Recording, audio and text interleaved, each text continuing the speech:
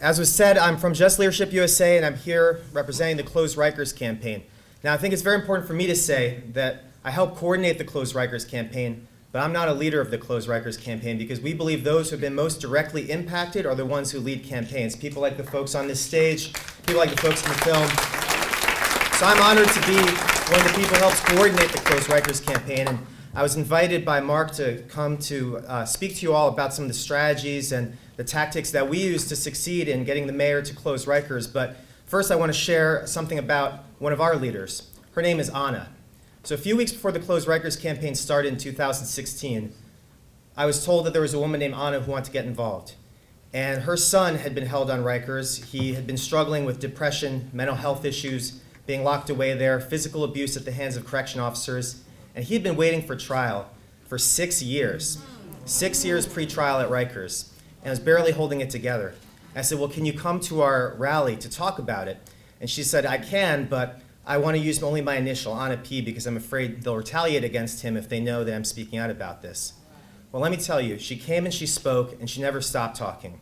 Now she speaks to reporters, she speaks to state legislators, she testifies at commissions, and her name is Anna Pastoressa. And the fact that she says her name is what gives her power. We need people who have been impacted by the system to tell their stories and raise their voices.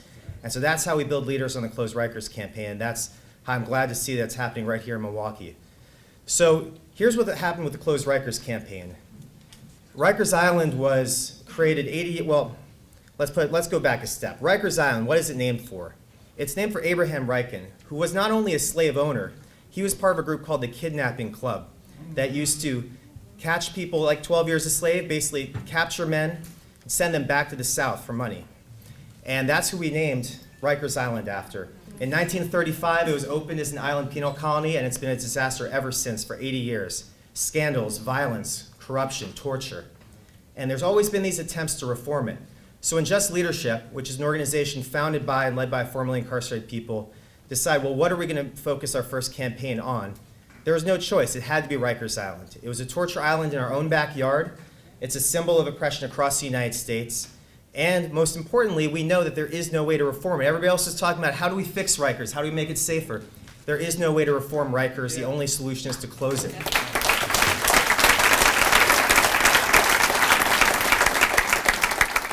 So we launched our campaign in April of 2016. And we did a couple of things that really worked for us in building momentum. First, grassroots organizing. Obviously, you've got to start with people who have been most impacted by Rikers. Many people have been in this space for a long time. They know the importance of speaking out, but a lot of people have been impacted by Rikers have never really raised their voice before. And so it's about getting them into the campaign. It's also about grass tops organizing, right? We can't do it by ourselves. So there's now 155 organizations in New York City that are in support of the Close Rikers campaign.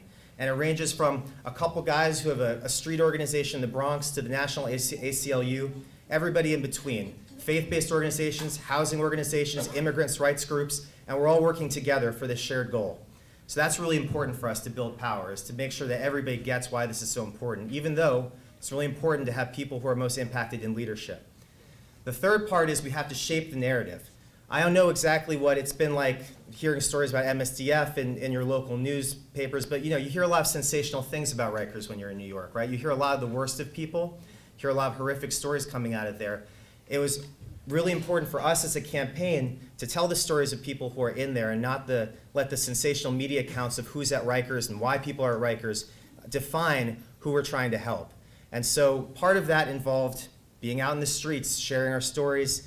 And I think the turning point for our campaign is in September of last year, we marched 1,000 people through Queens to the foot of the Rikers Bridge. If you've ever been to New York City, Rikers Island's kind of in the middle of nowhere. It's about 2 miles from the nearest subway stop, and we don't really have cars in New York, so it's pretty far. And having 1,000 people march through those streets to get to the foot of the Rikers Bridge set up right across from a phalanx of correction officers who are watching us and filming us, having people, not only directly impacted people, but local officials, celebrities come out, spoken word artists come out for 2 hours, it really sent a message. We're not going away. We're in this for the long haul. And I say that was a turning point because that day there were 37 stories about the Close Rikers campaign, and the questions started changing. I should say that when we started our campaign, people thought it was crazy. The mayor said that it was a naive idea, that would never happen. It was too expensive, too complicated. We had allies who said that They would support us, but they didn't think it was really going to happen. But that day, people started to ask us, all right, fine, well, how would you do it? And that was a turning point for the campaign. I want to share one more example of how we moved the campaign. I know I want to be respectful of the time and get us all out in the streets right here. But you know, after doing the campaign for 9-10 months, we felt like people knew what the campaign was. They'd been writing about it. The mayor knew who we were. We didn't feel like the mayor was feeling the energy of the people of the campaign. So we brought it straight to him. We call it bird dogging. I don't know what you guys call it. But basically, he went out there to run for re-election. We were going to show up no matter where he was at. He was doing a fundraiser in Soho. We'd be outside. He was doing a town hall in Brooklyn. We were outside. We found out that he was going to, the mayor of New York City, you know, he's kind of a national figure. He was going to go give a keynote speech in Florida Democratic Party dinner. Well, one of our organizers from Miami-Dade. So we flew her home. She got with Black Lives Matter and the Dream Defenders. And when he showed up to give his keynote speech for the Florida Democratic Party, we were waiting there with closed Rikers signs, telling him, we're not going to go away. We're going to be wherever you're at. And I bring up that story because, you know, the governor of this state seems to be somebody who likes to get around nationally, and, you know, maybe people need to show up some places, all I'm saying. So what's next? I'd say that we did all of those things. You know, we pushed all of our politicians, we met with stakeholders, and we did town halls, we did community forums, we did everything we could. And after that Florida event, after we really influenced a major report that the top judge of the state came out with about whether the chief judge came out and said Rikers should be closed. And that's when we knew we had it closed. And on March 30th, the mayor, tired of being the last politician standing on this issue in New York, announced that closing Rikers would become city policy. Yeah.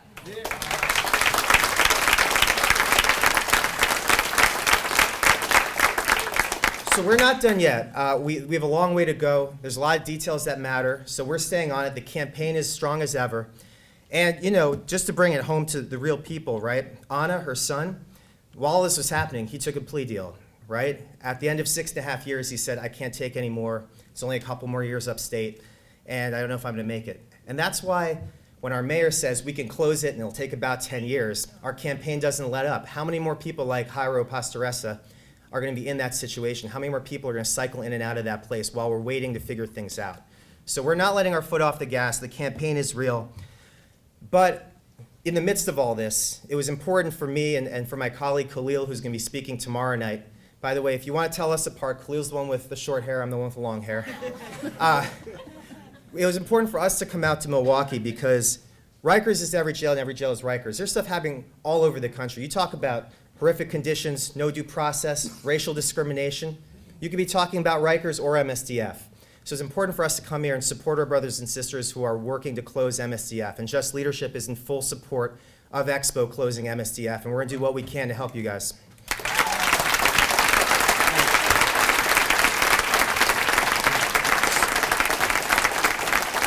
So I'm going to wrap up with one final comment, which is that this is not going to be easy. I'm sure there are probably friends of yours, allies of yours who have told you, I don't think it's going to happen. You're not going to be able to close MSDF.